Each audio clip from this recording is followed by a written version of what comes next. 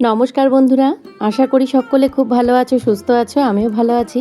সামনেই আসতে চলেছে জামাই ষষ্ঠী এবং জামাই ষষ্ঠী উপলক্ষে দুর্দান্ত স্বাদের একটি মাছের রেসিপি নিয়ে হাজির হয়ে গেছি। জামাই ষষ্ঠীর দিন কিন্তু কম বেশি মাছ মাংস সকলের বাড়িতেই খাওয়া হয় এবং স্পেশালি জামাইদের জন্য।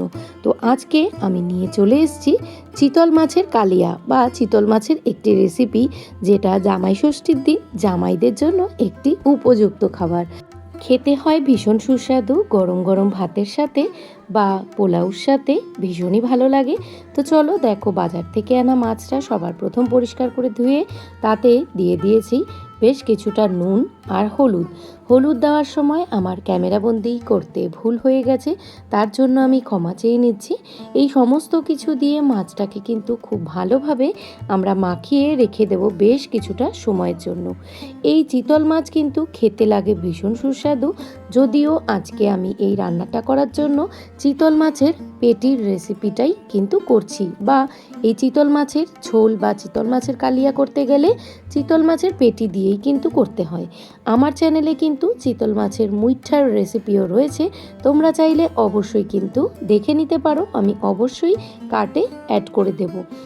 রান্না শুরু করার জন্য সবার প্রথমে আমাদের বেশ কিছু মশলা নিয়ে নিতে হবে। নিয়েছি এখানে 1 চামচ জিরে, 1 চামচ গোটা ধনে, আর নিয়েছি 3 থেকে 4টে এলাচ। এই সমস্ত মশলাগুলো শুকনো কড়াতে বা শুকনো খোলায় খুব সুন্দরভাবে একটু ভেজে নিতে হবে। ভাজা হয়ে গেলে এটাকে আমরা অন্য একটি পাত্রে রেখে দেব। এই রান্নার জন্য আমরা নিয়েছি 1/2 ইঞ্চি মতন এখানে আদা, নিয়েছি বেশ কিছুটা কাঁচা পাকা লঙ্কা, আর নিয়েছি একটা টমেটো। এই সমস্ত উপকরণগুলো খুব ভালোভাবে পেস্ট করে নেব। তো দেখো, এখানে আমাদের নুন হলুদ মাখিয়ে রাখা মাছটা বেশ অনেকক্ষণই কিন্তু ম্যারিনেট করা হয়ে গেছে। তো চলো রান্নাটা শুরু করা যাক। এইভাবে এই চিতল মাছের রেসিপিটা রান্না করলে খেতে কিন্তু দুর্দান্ত হয়। তো চলো দেখে নেওয়া যাক। সবার প্রথম একটা কড়া বসিয়ে নিয়েছি। কড়াটা বেশ কিছুটা গরম হয়ে যাওয়ার পরে আমি এখানে বেশ কিছুটা সর্ষের তেলের ব্যবহার করেছি। এই রান্নাটি করার জন্য কিন্তু অবশ্যই আমাদের সর্ষের তেলের প্রয়োজন। এরপর আমরা তেল গরম হয়ে যাওয়ার পর ফোড়ন হিসেবে দিয়ে দিয়েছি 1 চামচ মতন কালো জিরে। সম্পূর্ণ ফোড়নটা তৈরি হয়ে যাওয়ার পর এবার একে একে মাছগুলোকে আমাদের ভেজে নিতে হবে। খুব সুন্দর করে কিন্তু মিডিয়াম টু লো ফ্লেমে মাছটা আমাদের ভেজে নিতে হবে। যেহেতু একটু বড়, তাই আমার পাত্রটাতে কিন্তু ভাজা করতে একটু সমস্যাই হচ্ছে। তোমাদের কাছে যদি আরও একটু বড় পাত্র থাকে তো তোমরা সেরকমভাবেই দেখেই করবে। আর এই মাছটা ভাজার সময় তেলের পরিমাণটা একটু কিন্তু বেশিই লাগে, কারণ এতটা বড় মাছ পুরোপুরি যদি তেলে সুন্দরভাবে না ভাজা হয় তাহলে কিন্তু জিনিসটা খেতে ভালো লাগবে না। মাছটা দেখো এপিট ওপিট করে কিন্তু আমাদের সুন্দরভাবে ভাজা হয়ে গেছে। আমার চ্যানেলে রয়েছে আরও দুর্দান্ত স্বাদের মাছের বেশ কিছু রেসিপি, তোমরা চাইলে অবশ্যই দেখতে পারো। জামাই ষষ্ঠী স্পেশাল আরও বেশ কিছু রেসিপি রয়েছে, যেটা অবশ্যই তোমরা পারলে ট্রাই করতে পারো। তো দেখো, মাছটা আমাদের ভাজা হয়ে গেছে। এরপর কিন্তু আমরা এখন আলু কেটে নিয়েছিলাম এই মাছের ঝোলটা করার জন্য বা মাছের কালিয়াটা করার জন্য। আলুটাকে পিস পিস করে কেটে তেলের মধ্যে আমরা দিয়ে দিয়েছি। তেলের মধ্যে খুব সুন্দরভাবে কিন্তু গ্যাসের ফ্লেম মিডিয়ামে রেখে ভেজে নিতে হবে। যখন আলুটা আমাদের পুরোপুরি ভাজা হয়ে যাবে, আমরা যে আগে থেকে মশলাটা তৈরি করেছিলাম সেই মশলাটাকে আমরা এতে দিয়ে দেব।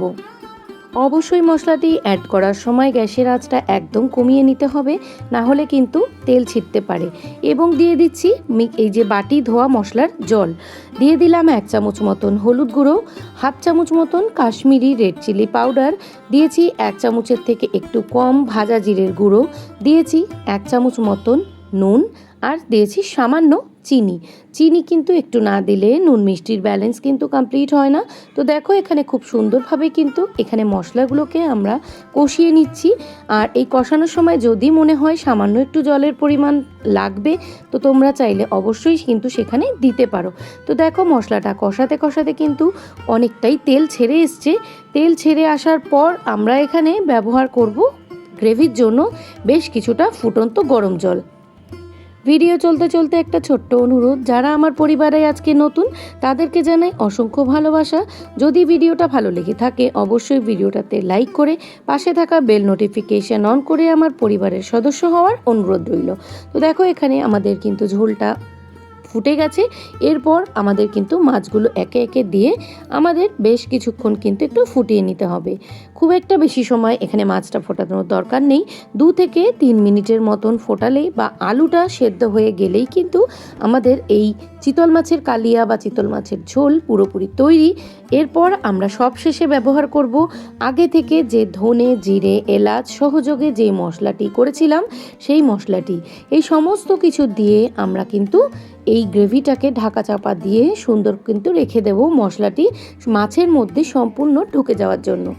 কয়েক মিনিট একটু ঢাকা চাপা দিয়ে রাখলেই কিন্তু আমাদের এই মাছ কিন্তু পুরোপুরি কমপ্লিট। গরম গরম ভাতের সাথে কিন্তু দুর্দান্ত লাগবে। তো কেমন হয়েছে অবশ্যই কিন্তু কমেন্টের মাধ্যমে জানিও।